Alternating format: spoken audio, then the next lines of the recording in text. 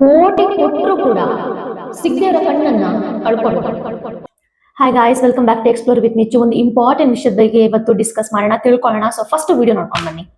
So ಈ ವ್ಯಕ್ತಿ ಕಣ್ಣಲ್ಲಿ ಕಲ್ಲಿದೆ ಅಂತ ಹೇಳಿ ಈ ತರ ತೆಗೆಸ್ಕೊಳ್ತಾ ಇರೋದು. ಒಂದು ವಿಚಾರ ನಾನು ನಿಮಗೆ ಕ್ಲಿಯರ್ ಮಾಡ್ತೀನಿ. ನಮ್ಮ ಕಣ್ಣಲ್ಲಿ ಯಾವುದು ಧೂಳು, ಡಸ್ಟ್ ಪಾರ್ಟಿಕಲ್ ಇದೆ ಅಂತ ಹೇಳಿದ್ರೆ ನಮ್ಮ ಕಣ್ಣು ನ್ಯಾಚುರಲ್ ಮೆಕ್ಯಾನಿಸಮ್ ಮೂಲಕ ಅದನ್ನ ಕ್ಲಿಯರ್ ಮಾಡುತ್ತೆ.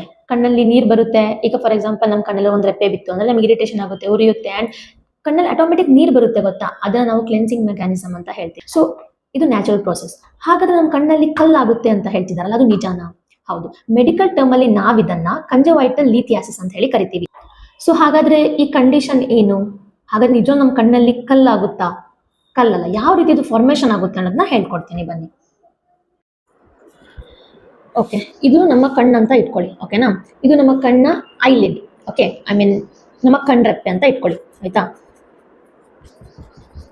ಸೊ ಈ ಕಣ್ರೆಪ್ಪೆ ಒಳಗಡೆ ನಮ್ಗೆ ಏಜ್ ಆಗ್ತಾ ಆಗ್ತಾ ಕ್ಯಾಲ್ಸಿಯಂ ಡೆಪಾಸಿಟ್ ಆಗುತ್ತೆ. ಓಕೆ, ಈ ತರ ಕ್ಯಾಲ್ಸಿಯಂ ಡೆಪಾಸಿಟ್ ಆಗುತ್ತೆ. ಇದು ನಾರ್ಮಲ್ ಥಿಂಗ್, ಅಂಡ್ ಇದು ನಮ್ಮ ಕಣ್ಣು ನಾರ್ಮಲ್ ಆಗಿ ಸರಿ ಮಾಡ್ಕೊಳ್ಳುತ್ತೆ. ಇದು ದೊಡ್ಡ ವಿಚಾರ. ಒಂದೊಂದ್ಸಲಿ ಧೂಳು, ಡಸ್ಟು, ಈ ಕ್ಯಾಲ್ಸಿಯಂ ಡೆಪಾಸಿಷನ್ ಎಲ್ಲ ಕ್ಯಾಲ್ಸಿಫೈ ಆಗಿ ಕಣ್ಣಲ್ಲಿ ಸ್ಟೋನ್ಸ್ ಆಗುತ್ತೆ, ಆಯ್ತಾ? ಇಷ್ಟು ದೊಡ್ಡದಲ್ಲ, ಚಿಕ್ಕ ಚಿಕ್ಕ ಸ್ಟೋನ್ಸ್ ಆಗುತ್ತೆ. ನಾರ್ಮಲಿ ಒಂದೆರಡು ಆಗುತ್ತೆ, ಕೆಲವೊಬ್ಬರಿಗೆ ಜಾಸ್ತಿನೇ ಆಗುತ್ತೆ. ಸೊ ಆಗ ನಿಮ್ಗೆ ಡಾಕ್ಟರ್ನ ಕನ್ಸಲ್ಟ್ ಮಾಡಬೇಕು. ಯಾವಾಗ ನಿಮಗೆ ಇದರಿಂದ ಇರಿಟೇಷನ್ ಆದ್ರೆ, ಕಣ್ಣಲ್ಲಿ ಚುಚ್ಚು ಅಂತ ನೋವಾಗೋದು, ಏನೋ ಒಂದಿದೆ ಕಣ್ಣಲ್ಲಿ ಏನೋ ಫೀಲ್ ಆಗೋದು, ರೆಡ್ನೆಸ್ ಆಗೋದು, ಈ ತರ ಆದಾಗ ನೀವು ಡಾಕ್ಟರ್ನ ಕನ್ಸಲ್ಟ್ ಮಾಡಬೇಕು. ಒಳ್ಳೆ ಐ ಸ್ಪೆಷಲಿಸ್ಟ್ನ ನೀವು ಕನ್ಸಲ್ಟ್ ಮಾಡಬೇಕು. ಅದ್ರ ಬದಲಿಗೆ ನೀವು ಈ ತರ ಹುಲ್ಲಲ್ಲೆಲ್ಲಾರು ಕ್ಲೀನ್ ಮಾಡ್ತಾರೆ ಅಂತ ಹೇಳಿ ನೀವು ಕ್ಲೀನ್ ಮಾಡಿಸಿದ್ರೆ ಅದು ಯಾವ ರೀತಿಯಲ್ಲಿ ಹೈಜೀನ್ ಮೇಂಟೈನ್ ಮಾಡ್ತಾರೆ ನಮಗೆ ಗೊತ್ತಿಲ್ಲ. ಓಕೆ, ಇದರಿಂದ ನಿಮ್ಗೆ ಒಂದು ನೀವು ಕಣ್ಣನ್ನು ಕಳ್ಕೊತೀರಾ, ಇಲ್ಲ ಸಿವಿಯರ್ ಐ ಇನ್ಫೆಕ್ಷನ್ ಆಗುತ್ತೆ.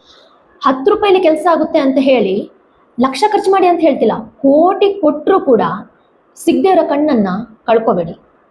ನಿಮ್ಮ ಕಣ್ಣು ಹೆಲ್ದಿ ಆಗಿದೆ ಅಂಡ್ ನಾರ್ಮಲ್ ಮೆಕ್ಯಾನಿಸಮ್ ನ ಮಾಡುತ್ತೆ ಅನ್ನೋದಾದ್ರೆ ನೀವು ಕ್ಲೀನ್ ಮಾಡಿಸ್ಕೊಳ್ಳೋ ಅವಶ್ಯಕತೆನೇ ಇಲ್ಲ.